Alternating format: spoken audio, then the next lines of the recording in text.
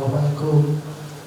وأما التحلي ظاهرا فبصدق القول والمسارعة إلى تنفيذ الأمر وإنجاز العمل في وقته المحدد وحسن تقبل رأي الغير وملازمة الوقار والسكينة والجد والاحترام للعموم بوجه عام والخصوص بوجه خاص والمشاركين في العمل بوجه أخص وضبط اللسان وضبط الحركات وكتب الغيظ وجبر الخواطر ولين القول والتواضع للهفوات وبذل النصيحة والحرص على السنن وكثرة الذكر لله وكثرة الفكر النافع والتأني والرفق والحذر والاحتراس والبشاشة وطلاقة الوجه واختيار الألفاظ الأقرب إلى كسب النفوس وتطيب الخاطر وجف الشمل والتقريب والتحديد وإصلاح ذات البين وحسن التصوير للأمور حسب الواقع وصرف العمر والفكر في الاشتغال بما يعني. وأما التحلي باطنا فبالإخلاص والتواضع القلبي وشهود المنة لله. على المبين سيدنا محمد وعلى آله وصحبه أجمعين. أما بعد، الدعوة إلى الله سبحانه وتعالى عبارة عن خلق، وكل من أراد الإنسان أن ينجح في الدعوة إلى الله لابد أن يكون له خلق. نعم، فإن في الخلق الحسن يحصل حسن الظن ويحصل به اتباع جد الحسن محمد صلى الله عليه وعلى آله وصحبه وسلم صاحب أعظم خلق حسن.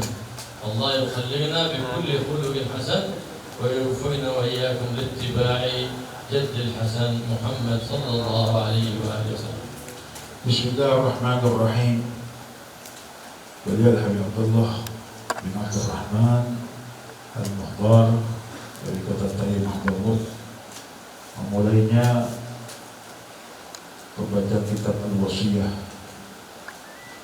yang mana beliau memulai dengan hamdalah salawat serta salam pada baginda Muhammad sallallahu alaihi wasallam,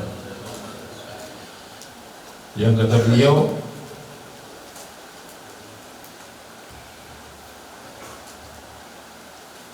kita bahas masalah dakwah ila Allah Subhanahu wa taala,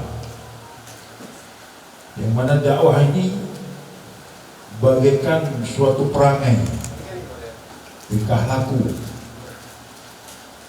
dan yang mana perangai ini, tingkah laku ini memerlukan daripada sesuatu yang baik, sesuatu yang terpuji, karena yang mana dakwah ini merupakan mengikuti baginda Muhammad SAW, menyebarluaskan daripada agamanya Allah Subhanahu wa taala. Oleh karena itu diperlukan di situ untuk berperangai, beradab yang baik, dan juga senantiasa selalu mengikuti baginda Muhammad SAW di dalam semua sunnah-sunnah Rasulullah SAW, di semua akhlak-akhlaknya baginda Muhammad SAW, mengikuti pada baginda Muhammad SAW yang sesempurna mungkin. Jadi apa yang merupakan perangai daripada dakwah atau hasil daripada dakwah, yaitu akhlaknya baginda Muhammad SAW. أعظم داعي إلى الله هو الحبيب الأعظم محمد صلى الله عليه وآله وصحبه وسلم. وقبل أن يبعث بالنبوة وقبل أن تأتيها الرسالة لقب في مكة المكرمة بالصادق الأمين. أول ما لقب بالصادق الأمين قبل أن يأتيها الوحي من المولى الجليل سبحانه وتعالى. فإذا الدعوة إلى الله مبناها على الصدق، فلهذا كان من صفات الأنبياء والمرسلين الصدق،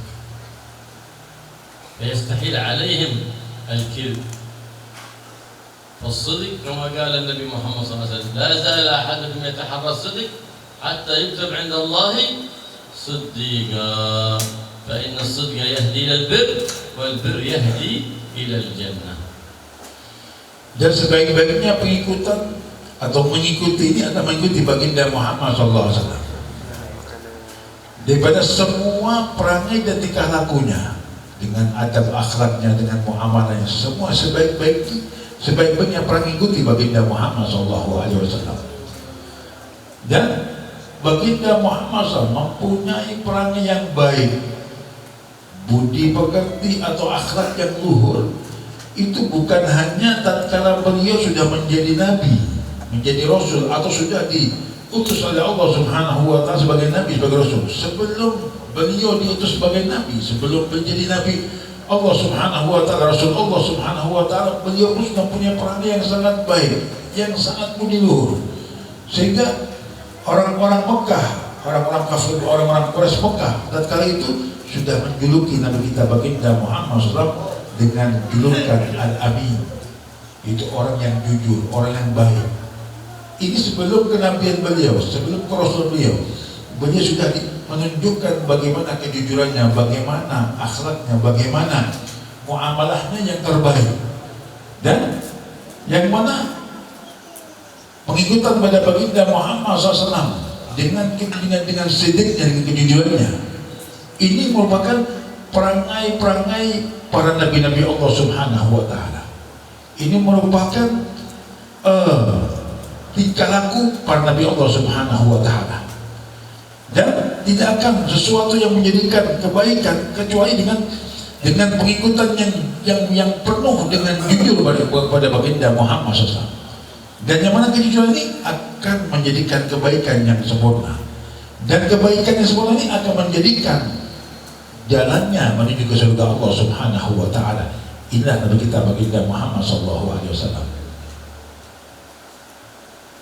فصدق الحديث ينبني عليه ترك الكذب فمن كذب مرة لم يصدق مرة أخرى. ليه؟ لأن من جرب عليه الكذب قال العلماء لا يوصف بالثقة لأنه قد جرب عليه الكذب وأنت بتتكلم بالنيابة عن من؟ النيابة عن النبي محمد صلى الله عليه وسلم. لأن النصيحة نيابة عن سيد الناصحين محمد صلى الله عليه وسلم. فإذا جرب عليه الكذب حتى ولو صفطة، الكذب حرام، صفطة ولا غير صفطة، فلهذا الداعي الله يقول ولا دائما في محل الجد. أما يدخل الصفطة في الجد بعد ما صدق الجد وظنوا أنه كله صفطة، حتى إذا كلموا عن الجنة والنار ظنوها صفطة، خلاص واعتقدوا الدين كله صفطة كما هو الحال. كثير من الدعاة اليوم خلطوا الحابل بالنابل فما عاد عرف الناس صدق الحديث من غير صدق الحديث، وحتى أنهم لم يبالوا بجنة ولم يبالوا بنار. والأمر خطير كما قال النبي محمد صلى الله عليه وسلم لو تعلمون العلم لضحكتم قليلا ولبكيتم كثيرا. Dan sebaliknya pada kejujuran adalah kebohongan, sesuatu yang bohong. Dan seseorang tatkala dia bicara sekali aja dengan kebohongan, maka tidak akan percaya orang lain dengan omongannya dia. Sedangkan dia membawa nama baik baginda Muhammad SAW. Dia bernasihat, dia berdakwah ini membawa namanya baginda Muhammad SAW. Karena seseorang yang berdakwah ini sebetulnya menyambung lisannya baginda Muhammad SAW. Bukan semata-mata dia yang berdakwah. Ini merupakan amanat dari baginda Muhammad SAW untuk disampaikan kepada para umat-umatnya baginda Muhammad SAW. Maka tatkala dia berkata-kata kebohongan satu kali aja, maka orang lain sudah nggak percaya. Kedua kali dia bicara, orang nggak percaya sudah. Maka hati-hati dengan omongan-omongan yang di situ menjadikan kebohongan. Karena madharnya, karena tampaknya dia ini dengan tampaknya baginda Muhammad SAW untuk berdakwah di jalan Allah Subhanahu wa Ta'ala. Walaupun kata beliau kebohongannya itu dengan bergurau, sesuatu yang bergurau, bahasa kita guyonan, itu pun tetap namanya orang bohong haram kata beliau. Bohong ini haram, walaupun dia mau guyonan, dia mau bergurau, tetap haram kata beliau. Dan yang mana sesuatu yang bergurau ini yang menjadikan ketidakpercayaan orang lain nantinya. Sehingga dia mengatakan qala Allah, qala Rasulullah, maka orang lain akan mempunyai inspirasi, orang ini betul gak perkataannya? Apa dia bergurau, dia mengatakan qala Allah, qala Rasulullah? Mungkin bukan qala Allah, qala Rasulullah itu omongannya dia. Menjadi begitu orang lain punya pikiran. Kenapa? Omongannya semua gurau dia, guyonan omongannya. Maka orang pun gak akan percaya. Dan hati-hati, yang mana kata beliau para anbiya ini gak ada sifat sama sekali, sifat kebohongan sama sekali gak punya. Dan ini tidak mencerminkan daripada dakwahnya baginda Muhammad SAW. Hati-hati dengan kebohongan, walaupun itu sifatnya gurau. Jangan dijadikan dakwahnya dia ini di dalam bergurau. Maksudnya dia mengatakan mungkin oh ya mungkin juga dia mengatakan masalah surga neraka. Mungkin ini guyon, ya ke surga bukan. Ya hati-hati. Ini intinya yang mana kebohongan ini jangan sampai ada di dekat kita tatkala kita dakwah di jalan Allah Subhanahu wa Ta'ala.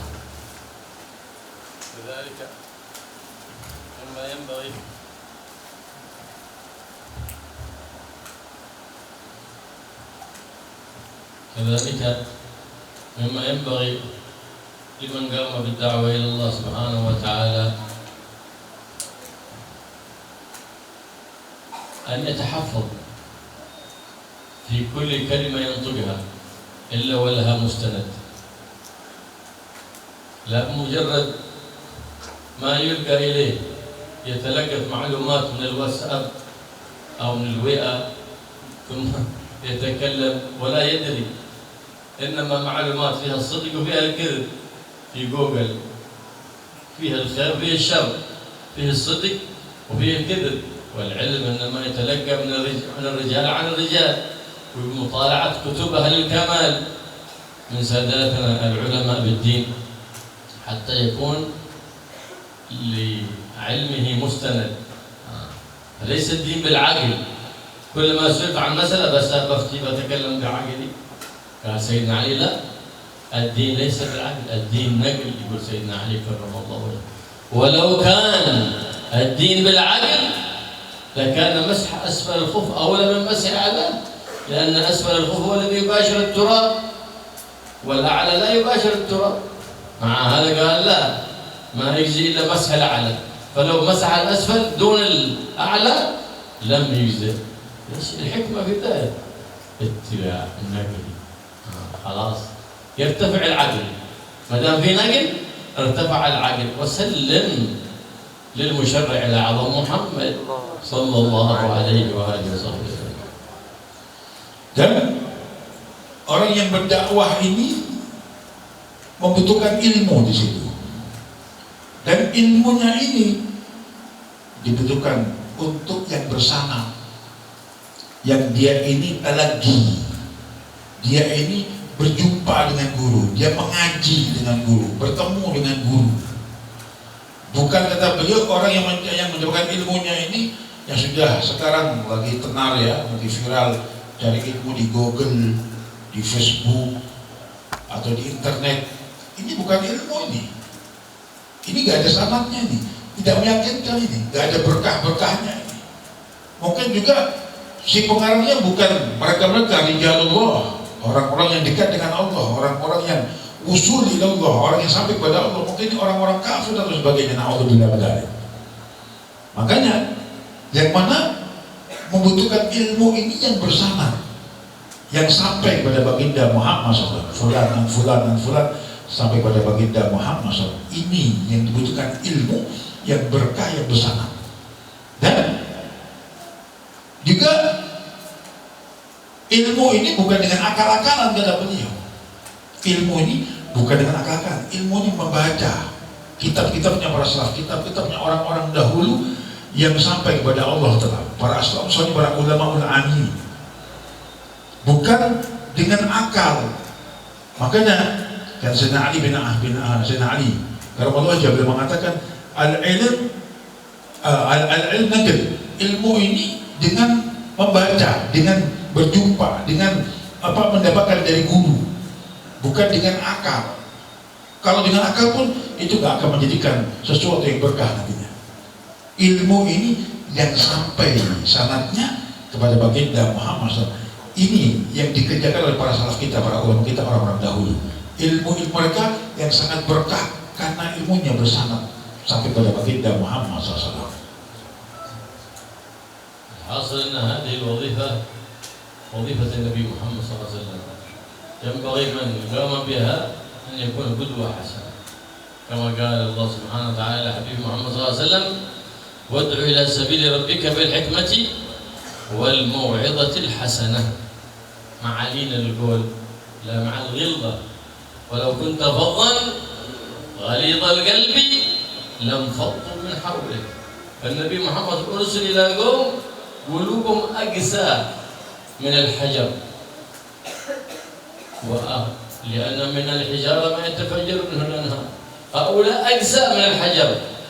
ما الذي لينها هؤلاء لينها الخلق الحسن، لينها التواضع، لينها اللين في القول، لينها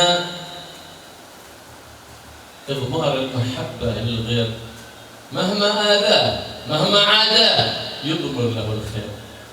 هذا الذي لين القلوب. عادوا وحاربوا ثم رجعوا يقبلون رجليه صلى الله عليه وسلم. Dan dakwah ini yang mana bersandar kepada baginda Muhammad SAW. Dakwah ini intinya adalah baginda Muhammad SAW. Kita cuma penyampai lidah saja, kita sebagai wasilah saja, bukan semata-mata kita. Itu semua baginda Muhammad SAW. Dan sebaik-baiknya mengikuti baginda Muhammad SAW dengan dakwah ini, yaitu dengan akhlak yang baik, dengan akhlak yang baik. Inilah mencapai daripada dakwahnya baginda Muhammad SAW. Dan juga itu dibutuhkan di dalam dakwahnya ini, di samping akhlak yang baik dan ketawakuannya, tawadhu, dan juga dengan hati yang penuh lemah lembut, hati yang penuh dengan lemah lembut, dan juga menyebarkan mahabbah. Dia lebih mengutamakan kecintaan kepada umatnya baginda Muhammad SAW, bukan dengan permusuhan, bukan dengan kedengkian, kebencian, kekerasan, bukan. Itu bukan cara baginda Muhammad SAW. Kata beliau, bagaimana kerasnya umat-umat dahulu dibandingkan umat sekarang.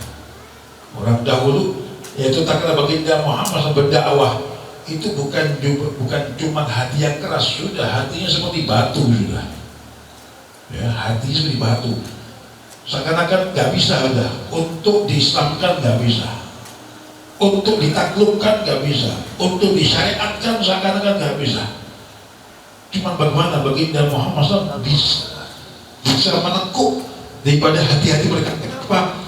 Dengan akhlakul karimah baginda Muhammad SAW, dengan akhlak budi luhur yang begitu sangat tingginya, sehingga bisa mengambil hati mereka yang sangat keras, bahkan melebihi daripada batu, karena dengan akhlaknya baginda Muhammad SAW. ولا يطالب بما له بل يؤدي ما عليه. فإذا قصر أحد في حقه فلا يلوم على أحد، بل إن الإنسان يقول إن الإنسان لا يسمح للكمال. فالعاقل هو الذي ينصف ولا ينتصف، يؤدي ما عليه ولا يطالب بما له. ذاك هو العاقل، يغضي عن هفوات الناس ولا يغضي عن هفواته. من هفوات الناس يتسامح، لكن إذا هفا لا يسامح نفسه، لا يسامح نفسه إلا أحمق. لكن الذي يسامح الناس ذاك هو العاقل، ذاك هو الرشيد. فلا يتسرع في الغضب، فإذا غضب يمسك عن الكلام وعن الفعل، لأن الله سبحانه وتعالى يقول الكاظمين الغيظ والعافين عن الناس.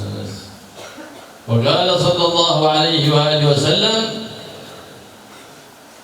من كظم غيظا ابتغاء مرضات الله وهو قادر على أن ينفذه ناداه الله سبحانه وتعالى على رؤوس الخلائق يناديه يخيره ما شاء من الحور العين.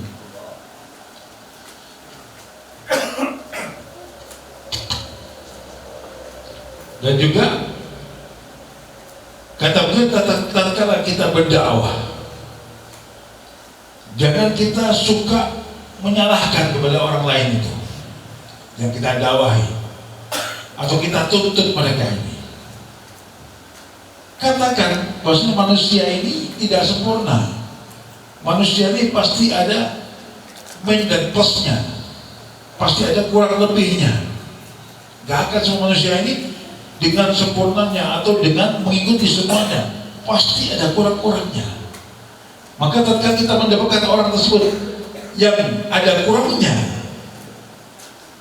katakan itu semua manusia pasti ada kurang lebihnya.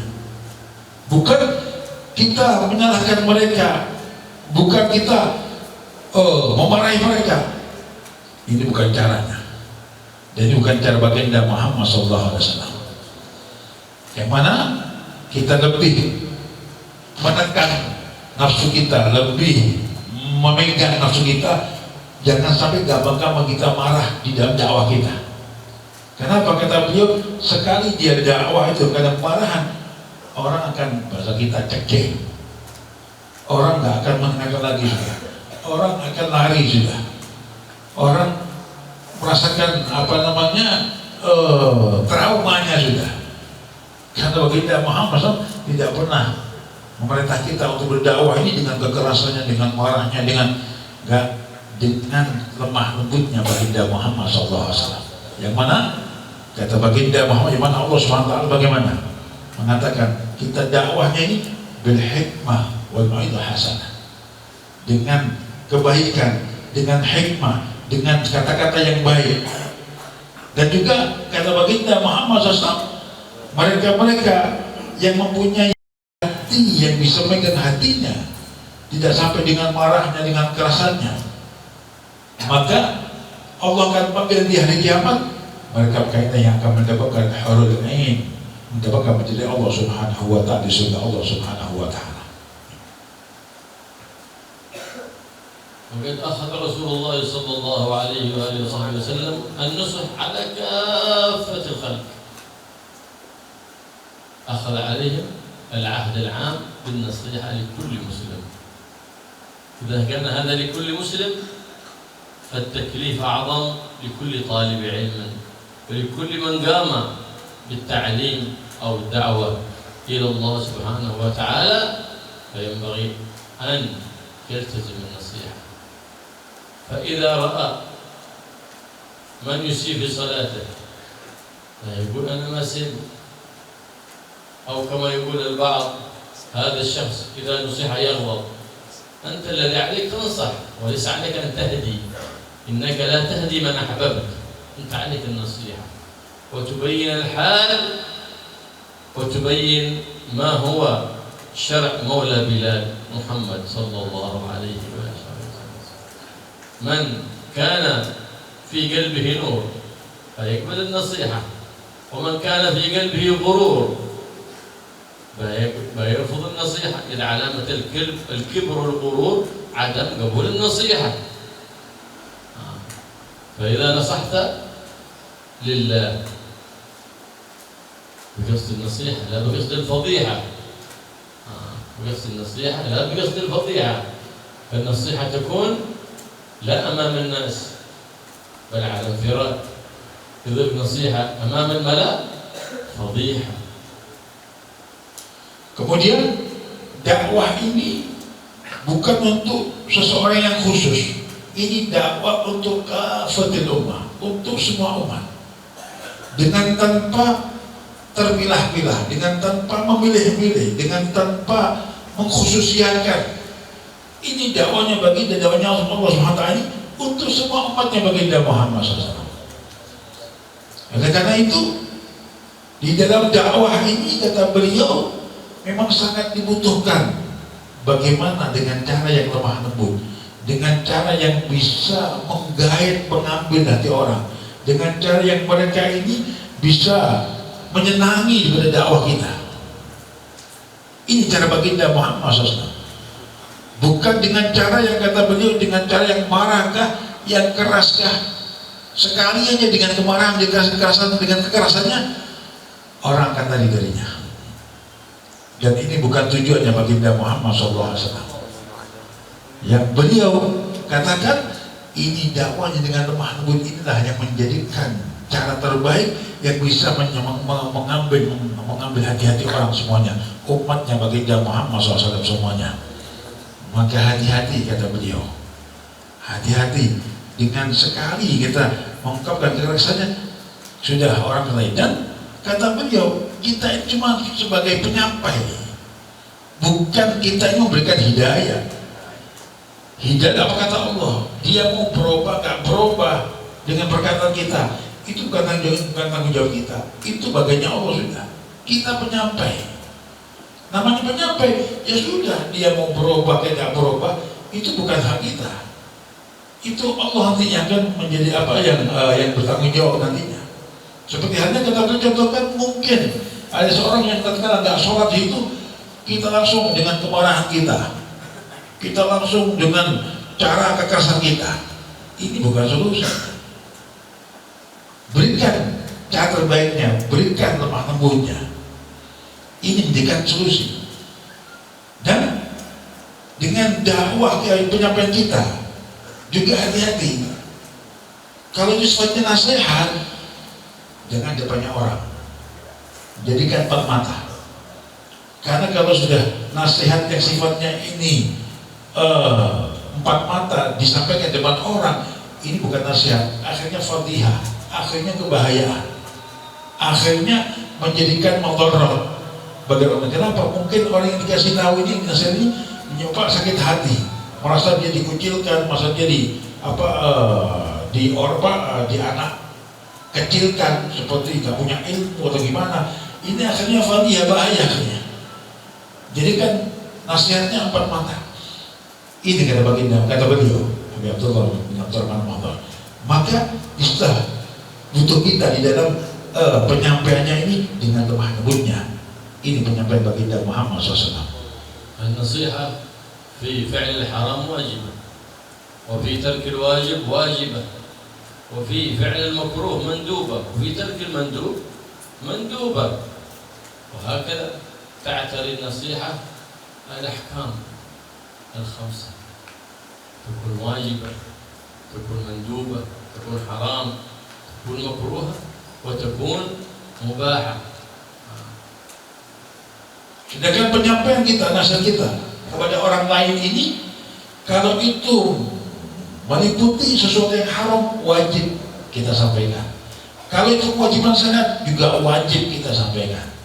Kalau itu nasihat kita, nasihat atau perbuatan yang sunnah, kita sunnah untuk menyampaikan juga. Maka kata beliau, situ juga dakwah kita ini ada 5 hukum juga. Bisa wajib, bisa sunnah, bisa haram, bisa makruh, bisa mubah.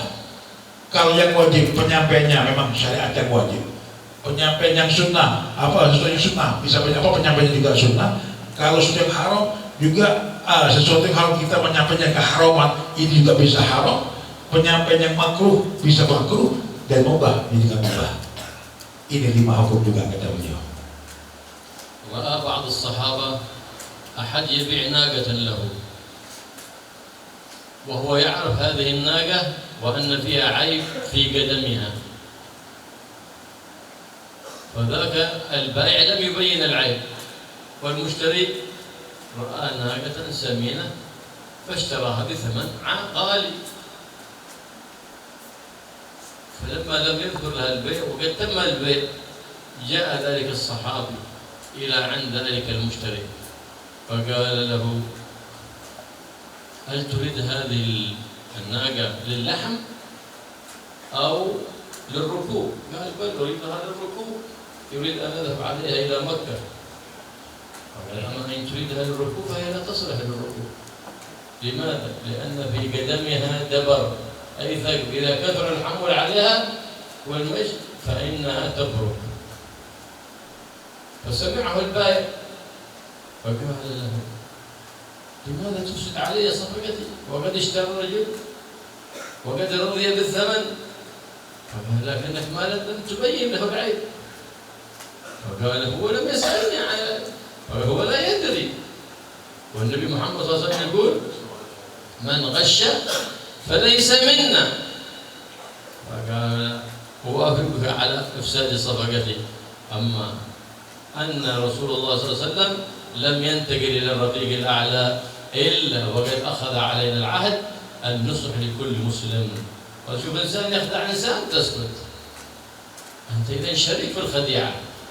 إنسان يظلم إنسان تسكت، أنت شريك في الظلم، لأن الساكت عن الحق شيطان أخرس. Begitu pula kejadian terkait zaman sahabat. Bagaimana nasihat ini memang wajib disampaikan karena maksudnya wajib. Tatkala ada kejadian suatu seorang penjual yang menjual untanya kepada seorang pembeli, dan unta ini ada kurangnya, atau ada F-nya di kakinya, itu ada seperti luka begitu. Cuma tatkala ada pembeli yang ingin dengan unta ini, si penjual tidak menerangkan. Memang si untanya gemuk, bagus begitu ya.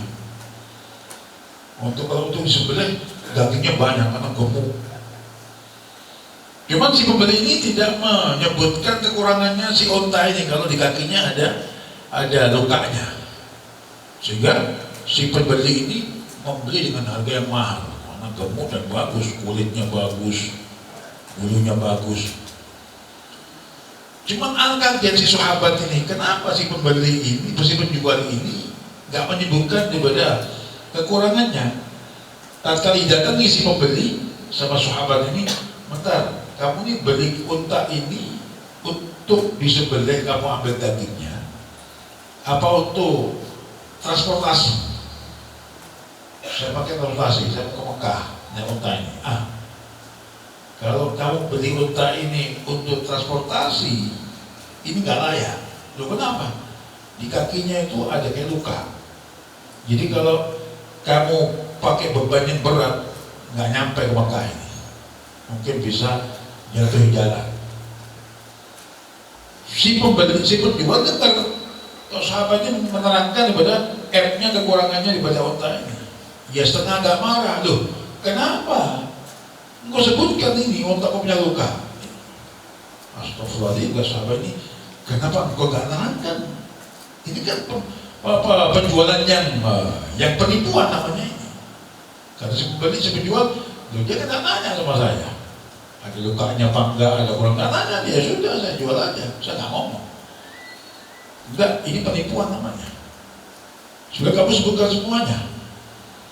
Karena Rasulullah pernah mengajarkan kita ada muamalah ini untuk untuk menipu. Dan kata Rasulullah, orang yang menipu bukan golongan kami, bukan umat kami, kata baginda Muhammad SAW. Hati-hati kamu. Kenapa nggak aku sebutkan semuanya? Maka yang mana si penjual ini merasa sakit lah hatinya. Cuman kan sahabat, aku menyampaikan ini karena kewajiban aku. Karena sahabat nasihat kepada semua umatnya baginda Muhammad, dan aku lihat di mataku isu penipuan. dan aku wajib menyampaikannya. Sa'an aw aba, mau apa enggak, tetap aku sampaikan. Dan yang mana sering kejadian, banyak kejadian di zaman ini, tatkala kita melihat sesuatu yang kezaliman, penipuan, kita diam. Hati-hati, kata beliau. Kalau ada penipuan, ada kezaliman yang kita tahu, entah itu di ada apa muamalah jual beli atau lain-lainnya, kita diam, kita masuk musyarakah, kita masuk ikut dengan penipuan itu, kita ikut dengan zalim itu. Dan yang mana orang-orang yang ikut dengan kezaliman ini, dengan penipuan ini, walaupun kita tidak ikut muamalahnya, kita nggak ikut jual belinya, cuma kita tahu, kita diam, hati-hati, ini akan ada bala yang besar dari Allah Subhanahu wa taala. Na'udzubillah. كذلك يتعين عدم الخوض فيما لا يعني. فقد قال صلى الله عليه وسلم من حسن إسلام المرء تركه ما لا يعني. Begitu pula dikatakan oleh baginda Muhammad SAW, yang mana sebaik-baiknya Muslim ini meninggalkan sesuatu yang tidak baik. Ini sebaik-baiknya Muslim, kata beliau. من حسن إسلام المرء تركه ما لا يعنيه في النظر، في السمع، في الفعل، في القول، حتى في الفكر. فكر في أشياء ما تسمن ولا تغني من جوع، ما تعيد عليك لا بنفع الدين ولا بنفع الدنيا. إذن ضيعت فكرك، ضيعت وقتك. وما أحز الشيء عند الإنسان أوقاتك، إذ عمرك أوقاتك، وكل نفس من أنفاسك جوهرة لا قيمة لها. إذا ضيعت في الفضول ضاع عمرك في الفضول. فلهذا الفضول ينبع عن ماذا؟ عن سوء التربية من الصغر. إذا رأيت الإنسان يحب الفضول وغا يشوف كل شيء وغا يعرف كل شيء، يدخل راسه في كل شيء، يتنصت، يريد أن يسمع، الناس يتكلم، يقرب إذنه عندهم وغا يسمع، هذا عفوا سوء التربية في مسكين نسيها. لأن النبي محمد صلى الله عليه وسلم يقول من استمع على اثنين وهما له كارهان لا يريدان أن يسمع صب في أذنه الآنك يوم القيامة أي الرصاص المذاب والعياذ بالله. Dikatakan oleh baginda Muhammad SAW, sebaik-baiknya orang Muslim, seseorang yang Muslim ini meninggalkan semua yang sifatnya sia-sia, yang nggak ada berkah-berkahnya, nggak ada pahala-pahalanya. Ini sebaik-baiknya orang Muslim, tinggalkan yang sia-sia. Dan itu semuanya, entah itu perbuatannya, pendengarannya, penglihatannya, omongannya, bahkan pikirannya. Jangan jadikan sesuatu yang sia-sia, jadikan sesuatu yang pahala, sesuatu yang manfaat bagi orang lain. Jangan yang sia-sia, apalagi yang nggak baik. Seperti juga orang yang suka mencari-cari kabar kalau di TV itu bukan artis-artis itu kabar apa? Gosip. Hati-hati, kata beliau, gosip ini al-fudul. Hati-hati. Kenapa? Ini menghabiskan umurnya Madinah. Karena umur panjang itu ya waktu itu umur. Panjang punya waktu banyak karena umurnya banyak. Waktu sedikit karena umurnya sedikit. Itu waktu itu jangan panjangan sia-siakan. Jangan sampai sibuk-sibukkan dengan gosip ini. Karena orang yang gosip ini senantiasa selalu dia online. Cari gosip sana, gosip sana. Habis waktunya dia sia-sia. Dan akhirnya apa? Gak ada berkahnya, gak ada manfaatnya, gak ada pahalanya, gak ada berkahnya. Belum lagi kalau sudah gosip yang yang sifatnya app seseorang haram, dia sudah membuka-buka appnya orang. Kenapa? Karena gosip ini. Dan ini di depan kita gosip ini keren ya. Bahkan dibuat acara. Iya, para artis itu gosip semua itu. Ada silet, ada Masya Allah, ada sebitis, beritas, waduh, Masya Allah. Ini hati-hati, habis waktu kalian, habis umur kalian. Dengan apa? Dengan gosip ini. Dan gak ada manfaat-manfaatnya kata beliau. Gak ada berkah-berkahnya. Tinggalkan sesuatu yang tidak berguna, yang sia-sia sifatnya. Jadikan suatu hal menjadi kayak berkah, yang manfaat, yang wahal. Karena apa namanya, waktu kalian, waktu yang paling ini ada umurnya panjang.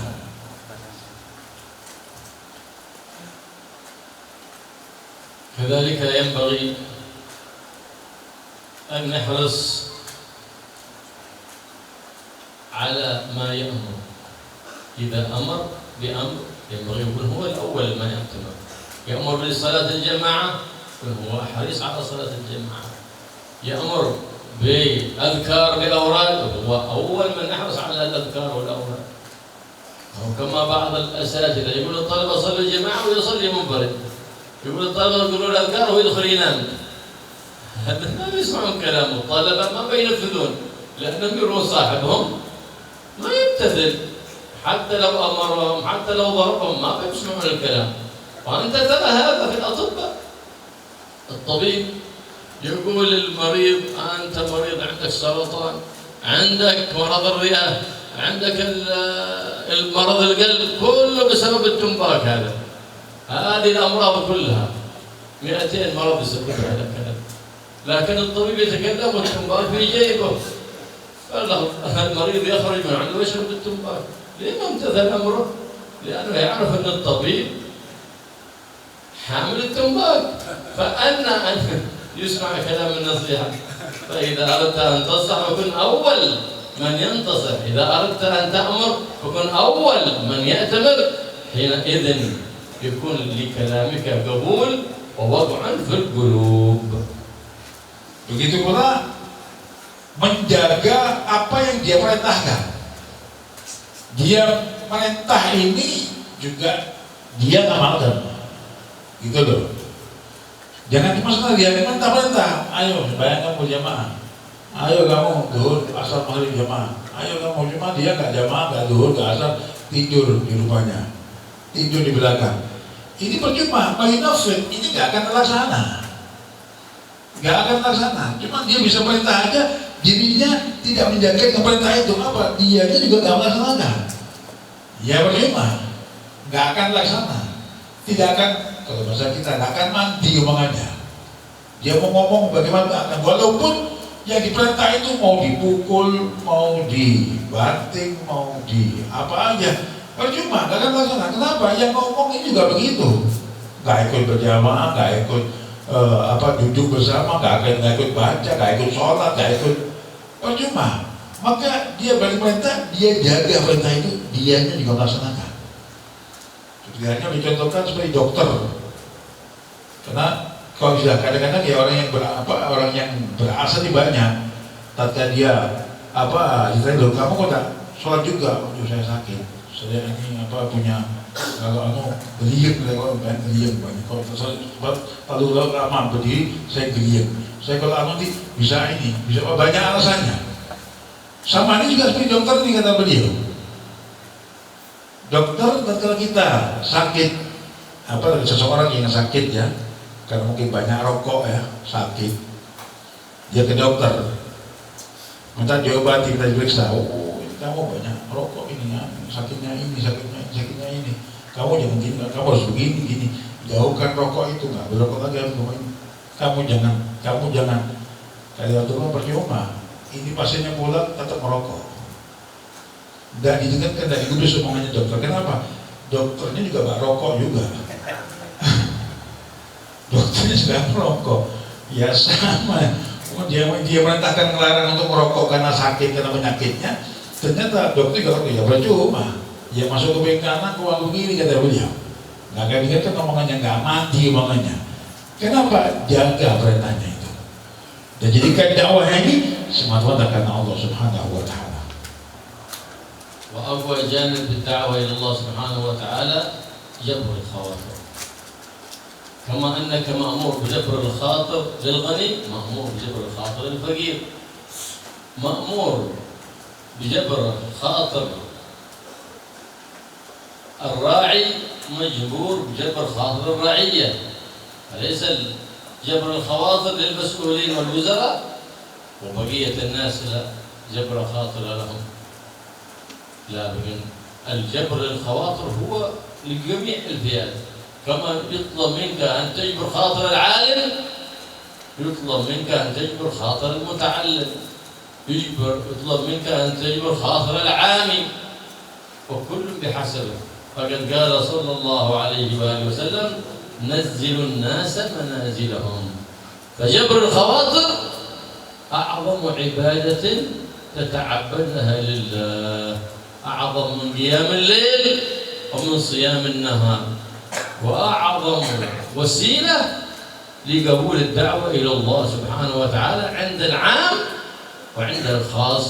الله يوفقنا وإياكم لحسن النصيحة ويوفقنا لجبر الخواطر، فإن جبر الخاطر أجره عظيم، كما أن كسر الخاطر إثمه عظيم. فكسر خاطر مسلم عند الله من هدم الكعبة، وجبر خاطر مسلم كبناء الكعبة.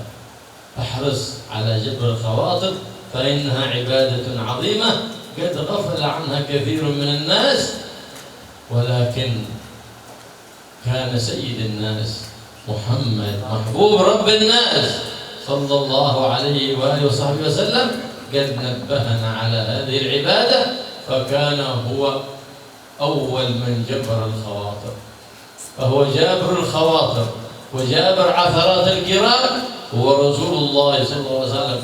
حتى أن البنت الصغيرة تأتي لحاجة فقال لها: انظري في أي سكة من سكك المدينة آتي، تأخذ بيده صلى الله عليه وسلم ويقضي حاجتها من السوق، ثم يردها إلى بيت أهلها. وهو من؟ سيد الأنبياء والمرسلين، سيد الملائكة المقربين، سيد الخلائق أجمعين، محمد محبوب رب العالمين صلى الله عليه وآله وصحبه وسلم.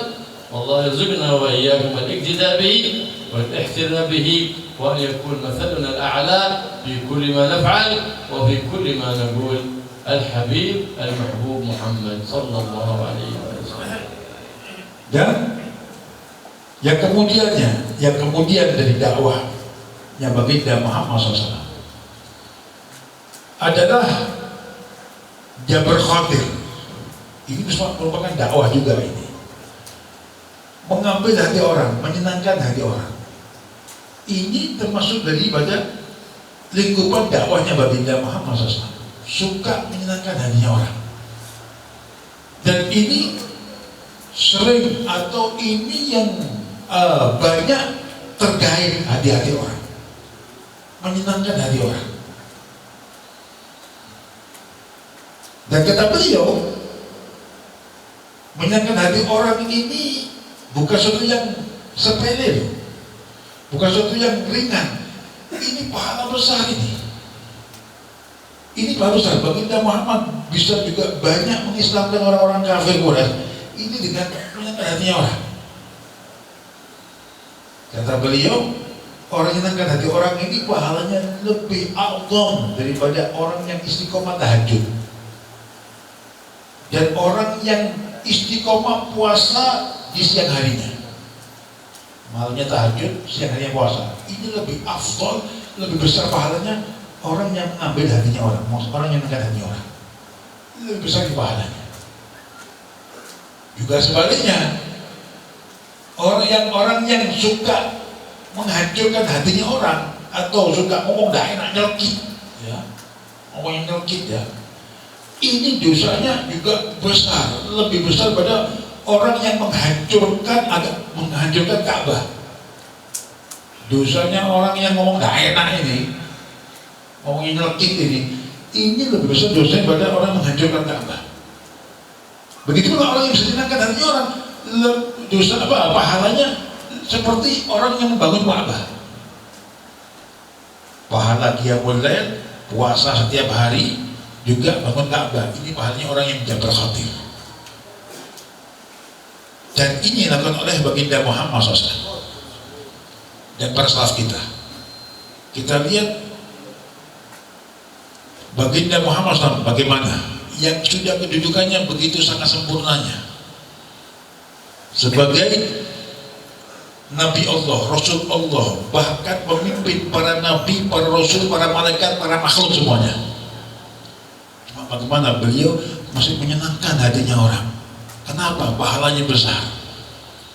Satu kejadian pada Baginda Muhammad SAW, kata beliau, terkadang anak kecil yang mau belanja mungkin nggak bisa karena mungkin nggak paham, itu tolong oleh Baginda Muhammad, dibelanjakan ke pasar, kemudian kembali dikasihkan kepada keluarganya.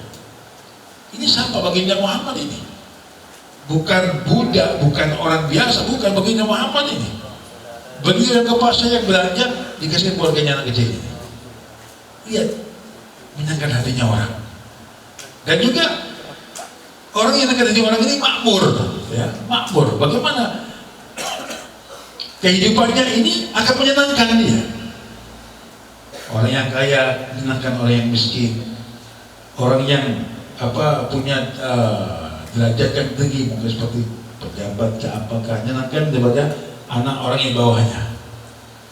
Cuman hati-hati, jangan salah tafsir kata beliau. Jangan seperti seorang guru, ya, atau ulama yang menyenangkan hatinya orang yang pada muridnya, atau orang yang awam yang salah, ya, dengan keawaman dia, dengan ketika dia tahu dia dipuji-puji, ini masya Allah, maka salah semua.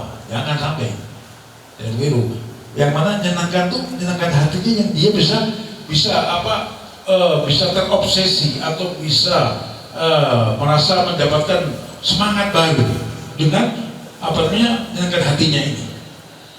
Ini merupakan dakwah yang banyak menggait hatinya orang-orang, dan itulah Baginda Muhammad SAW. Makanya mudah-mudahan kata beliau kita bisa mengikuti daripada akhlaknya Baginda Muhammad SAW, bisa mengikuti bisa dengan sempurna mengikuti Baginda Muhammad SAW, juga bisa menyenangkan hatinya orang seperti apa Baginda Muhammad SAW. Dan mudah-mudahan kita semua ikan orang-orang yang mendapatkan daripada Allah Ta'ala sebuah kemakmuran, kesenangan dan semuanya, insyaAllah. Amin. Allahumma amin.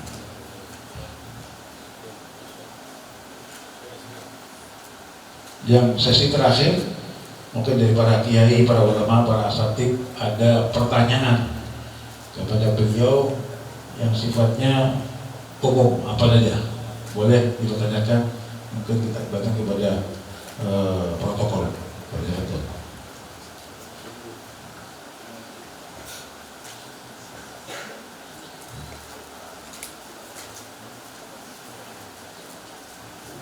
Barangkali ada pertanyaan, monggo.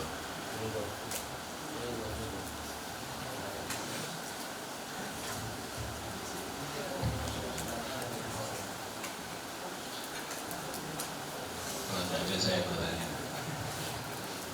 Habib,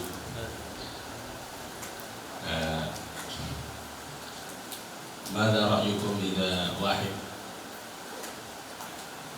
يعمل أو يقرأ وردا فيه المحبة أو التسخير، مثلا لقصد الدعوة أو غير ذلك. مثلا بجانب المعهد هناك أرضا وصعب على المالك أن يبيع لصاحب المعهد، بعدين الشهادة يقرأ وردا للتسخير. ماذا رأيكم؟ قصده الدعوة إلى الله سبحانه وتعالى إن شاء الله. لا ينبغي أن نقرأ القرآن ولا أن يقرأ ذكر من الأذكار إلا ابتغاء وجه العزيز الغفار. فلا تقرأ سورة الواقع لأجل الغنى، بل تقرأ لله، ثم الغنى يتبع بعد ذلك. أما العبد السوء هو الذي يعبد لينال غرضا في باطنه، وإن كان حتى بغى مقام بغى ولاية بهذا الذكر، ما ينبغي أن تقصد هذا أصلا. تقرأ الأوراد لأجل الولاية، أنت عبد سوء. اقرأ الأوراد لله، اذكر لله، اقرأ لله، فأنت عبد بين يدي سيد لا تملك إلا أن تطيع، فلا تعبد وتشرك في العمل غير الله سبحانه وتعالى، ثم تخدع نفسك أنا بقوم بالدعوة إلى الله. Ini ada pertanyaan dari Ustaz Duril. Pertanyaannya nyelkit ini ya. Sepertinya kena semua orang bodoh ini. Aduh. Jadi kata beliau, katanya Ustaz Duril, kalau kita baca wirid baca atau namakan wirid cuma ya wirid seperti apa kita baca yang di Kholas Somandat atau lainnya. Cuma niatnya supaya tetangga-tetangga ini yang macam-macam bisa nggak macam-macam gitu. Yang main apa sihir apakah ini nikah supaya tertolak semuanya. Maka kata beliau jawab, semua yang sifatnya bacaan, baca Al-Quran kah, baca hadis kah, baca wirid kah, apapun yang kita baca, tetap niat kita untuk Allah Subhanahu Wa Taala, karena Allah Subhanahu Wa Taala, nggak macam-macam. Seperti halnya juga orang yang baca surat Waqiah. Surat Waqiah ini kan memang fungsinya, faedahnya mempermudah rezeki. Cuma kalau dia niatnya untuk rezekinya nggak boleh. Itu rezeki atau kesugihan nanti datang nanti. Pokoknya baca untuk Allah sudah, karena Allah. Jangan niat macam-macam. Walaupun itu faedahnya memang permudah rezeki, memperkaya dan sebagainya. Nggak boleh niat macam-macam. Tetap niat kita karena Allah Subhanahu Wa Taala. Dan juga bahkan bukannya begituan, niatnya dia istiqomah ibadah, tahajud malam, puasa, siang, wirid, zikir, semuanya sudah. Dia niatnya untuk mendapatkan wilayah, menjadikan kewakilannya Allah, menjadi orang yang yang terpandang begitu. Itu pun nggak boleh niat begitu. Tetap yang dia baca untuk Allah, karena Allah. Masalah wilayah, kewalian, magom dan sebagainya nanti Allah beri nanti. Bukan karena niat kita yang macam-macam. Kalau kita macam-macam beri bukan Allah berarti. Karena keinginan kita aja. Kalau kita nggak ingin mungkin kita nggak baca. Jadi bukan karena Allah semuanya ini. Tetap semua itu kita baca untuk Allah Subhanahu, karena Allah Subhanahu Wa Taala. الذي يقرأ الورد للولاية لأن في قلبه محبة الدنيا، بغى الولاية ليه؟ بغى مظهر، بغى شهرة، حتى يقصده الناس بالزيارة يهدي إليه البناكس الصغيرة والكبيرة. Karena kata beliau, memang ada seorang yang istiqomah baca wirid, istiqomah ibadahnya ini mencari wilayah kewalian. Supaya apa? Bukan itu karena Allah. Supaya dia dikenal orang, terpandang di desa itu, sehingga banyak ziarah ke dia, banyak tamunya. Wah, dibilang ini mandi, ini Masya Allah ini. Waduh, ini maka boleh. Tetap niatnya karena Allah Subhanahu Wa Taala. أو سمعنا كثيرا من الحبائب ومن المشايخ لو نوى نية كثير هناك بعدين يذكر في نيته لصلاح لجلب الأرزاق الحسية والمعنوية، هل هناك يدل على هذه النية منصرفة عن نية ابتغاء مرضات الله سبحانه وتعالى؟ هناك كثير من أذكار النبي محمد صلى الله عليه وسلم من قال لها غفر الله ذنوبه، من واظب على آية الكرسي بعد كل فريضة لم يكن بينه وبين الجنة إلا الموت. هذا كله بوعد من الله سبحانه وتعالى. فأنت تقرأ لله، والفائدة التي لهذه الصلاة أو لهذه القراءة تحصل تبع، لكن لا تكون أصل عملك لأجلها، إنما عملك لله. إن أعطاني ربي بعمل، وإذا ما أعطاني ما بقف عن العمل. ليس كما يفعل الآن في الوئة في الواتساب، شوف هذا إذا قرأت هذا سيحصل لك كذا كذا كذا، ثم يفعل ما يحصل له، نقص إيمانه ونقص يقينه، صار مؤلف. شوف كيف خرج من الإيمان إلى المؤلف، يروح يبحث عن إيمان مسكين. Ada benar yang kedua dari Sabul juga cerita lain nggak mau tanya-tanya. Nah, Banyak dari ya kita lah, contohnya kita lah, banyak daripada kita baca wirid, baca suatu amal, niat kita ingin sugih dunia, sugih akhirat, maksudnya ingin sugih zahir batin. Niat kita begitu. Ya walaupun sugihnya ini untuk dakwah, ya untuk pondok, ya untuk ini, untuk itu. Loh, kata beliau jawab, niatnya itu sekarang. Niatnya itu jangan yang macam-macam, tetap untuk Allah sudah. Seperti apa? Sebagai amalan-amalannya, yang baca istighfar itu Allah ampuni, itu faedahnya. Allah yang baca ayat kursi, yang mana tidak akan jauh kecuali Allah akan memudahkan saya matinya. Atau juga orang yang sholawat, ini tambah dari kami ya, sholawat 80 kali, 80 tahun diampuni. Kata beliau amal-amal yang sudah ada faedah-faedahnya di baginda Muhammad SAW itu pun akan ikut. Jangan niatkan daripada yang kita inginkan tadi itu, jangan diniatkan faedahnya. Kita baca itu untuk Allah. Masalah faedahnya Allah akan beri nanti. Allah ikuti sudah faedahnya, jangan sebut sudah. Saya baca ini supaya sugih dunia akhirat. Saya baca ini supaya perut saya cepat jadi. Saya baca ini supaya saya dapat istri yang cantik 4 orang. Potongan lebih. Jangan, kata beliau, jangan niatkan faedahnya, niatkan bacanya untuk Allah.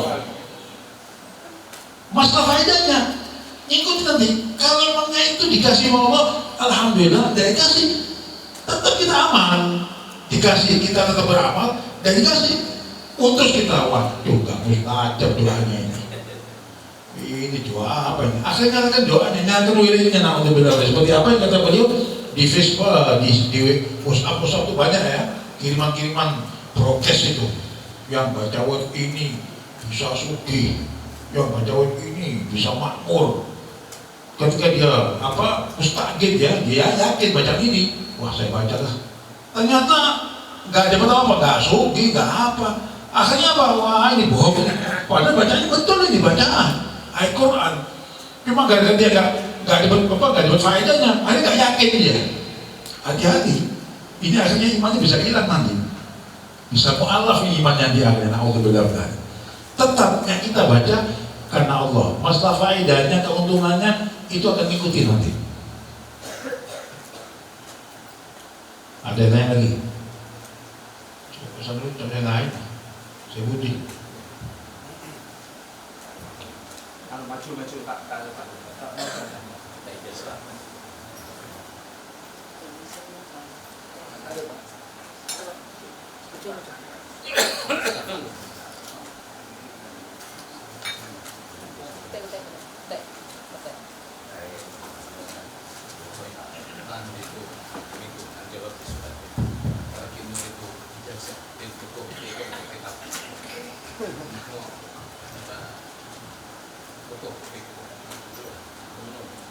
Saya pertanyaan cocok gitu kan. Soal.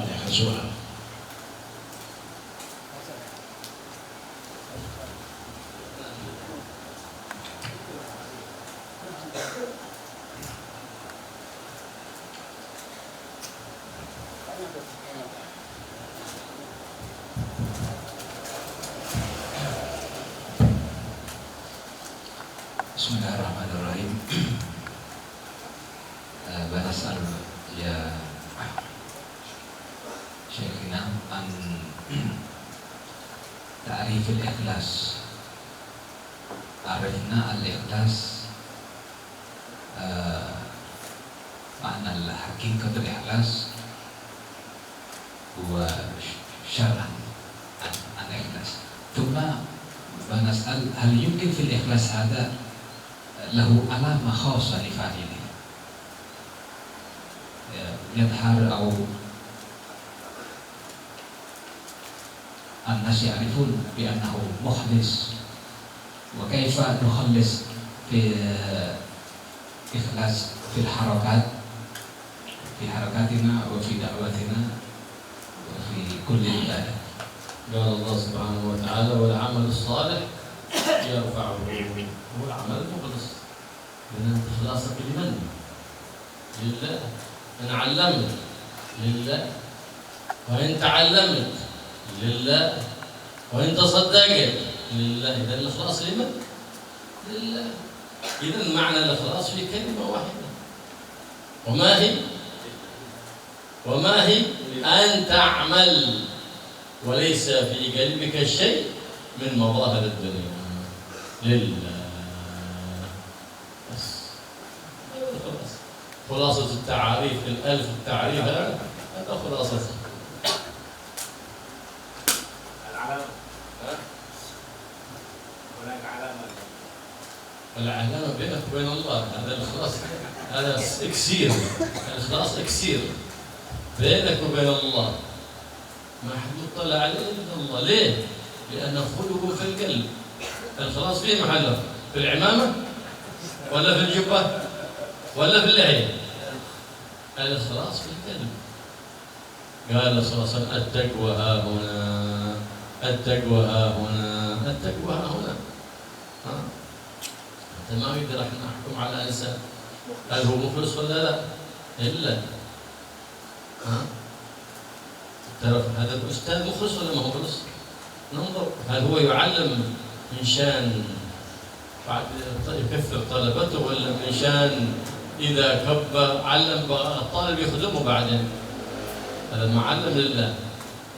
أو أنه إذا انتقل من معهد إلى معهد ثاني صار يبغضه، والطلبة المعهد هذا يبغضونه أو يعادونه، على ما أنه ما علم لله. هذا لو كان علم لله يقول الله يوفقه، ما دام انتقل إلى ذاك المعهد الله يزيده، ربما ما وجد صلاحه في هذا المعهد لكن الله يصلحه في ذاك المعهد.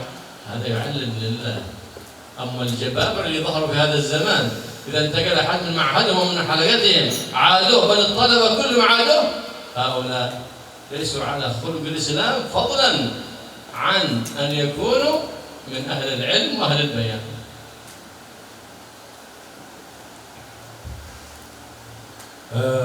Pertanyaan ketiga tadi dari siapa? Gus Khadir. Tanya beliau minta untuk diijazahkan, mungkin nanti di penyelidikan ya ijazahnya. Masalah Khadir. Pertanyaan keempat dari Habib Ahmad Segaf Kali Ungu terkait dengan bagaimana ikhlas itu dan apakah ada tanda-tanda tertentu dengan ikhlas itu, dan bagaimana syarahnya, keterangan yang luas tentang ikhlas itu, apakah tampak ketika kita ikhlas dengan amal kita, dakwah kita, dan ibadah kita kah?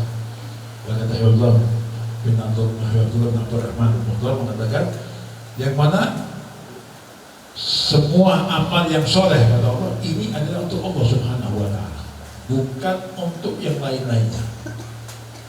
Dan intinya perbuatan yang ikhlas ini memang semua ibadahnya untuk Allah sudah, nggak ada di hatinya ini untuk orang lain, untuk makhluk lain, atau niat yang lain untuk duniawiyahnya, untuk makhluknya, untuk orangnya, nggak ada.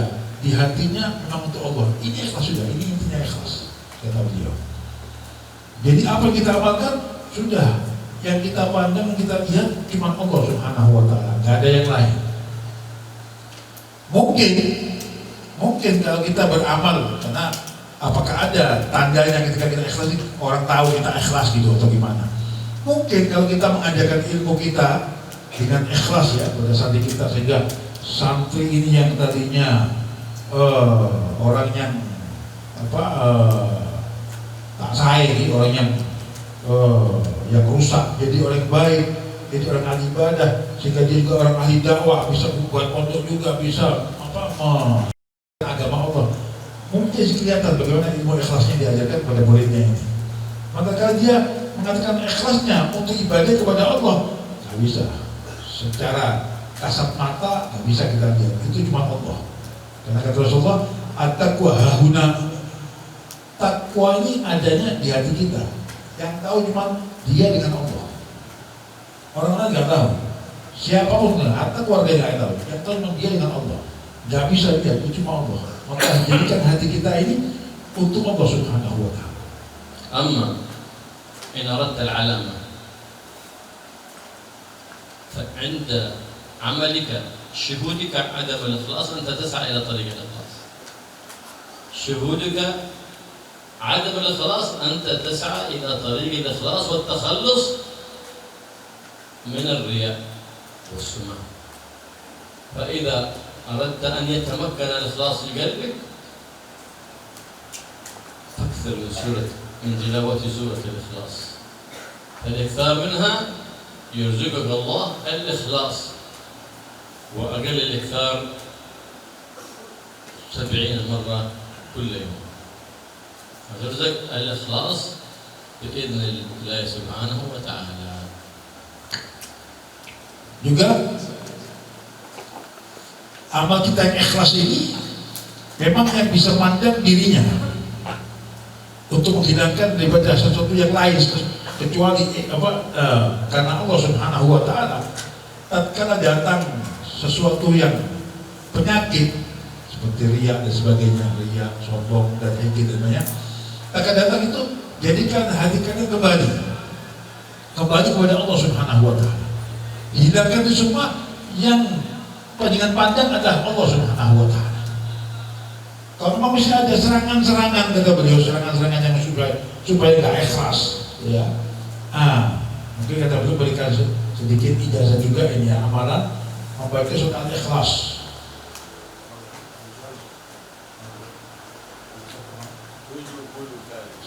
70 kali baca Al-Ikhlas, kata beliau. Ini insya Allah membantu untuk menghilangkan hati ini yang sifatnya penyakit hati menjadi ikhlasnya kepada Allah Subhanahu wa taala. Ada ijazah? Memberikan ijazah.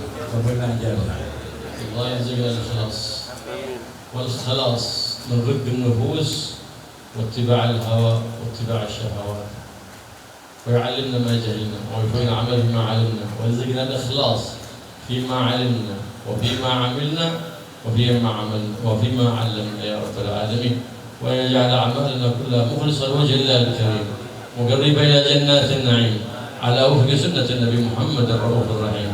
يا رحمن يا رحيم يا حي يا قيوم اعمر قلوبنا بالعلوم النافعة، واجعل مستقر العلوم النافعة في بيوتنا في معاهدنا في مصلياتنا في مساجدنا يا رب العالمين، واجعل أرباب العلوم النافعة أولادنا وأحفادنا وأصباطنا وطلبتنا وطالباتنا ومن أحاط بشرور قلوبنا يا رب العالمين.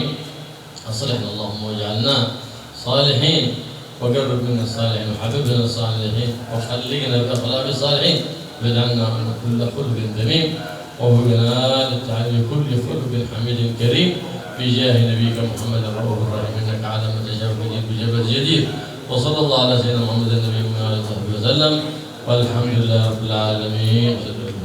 إلى حضرة النبي محمد صلى الله عليه وسلم. فاتحة.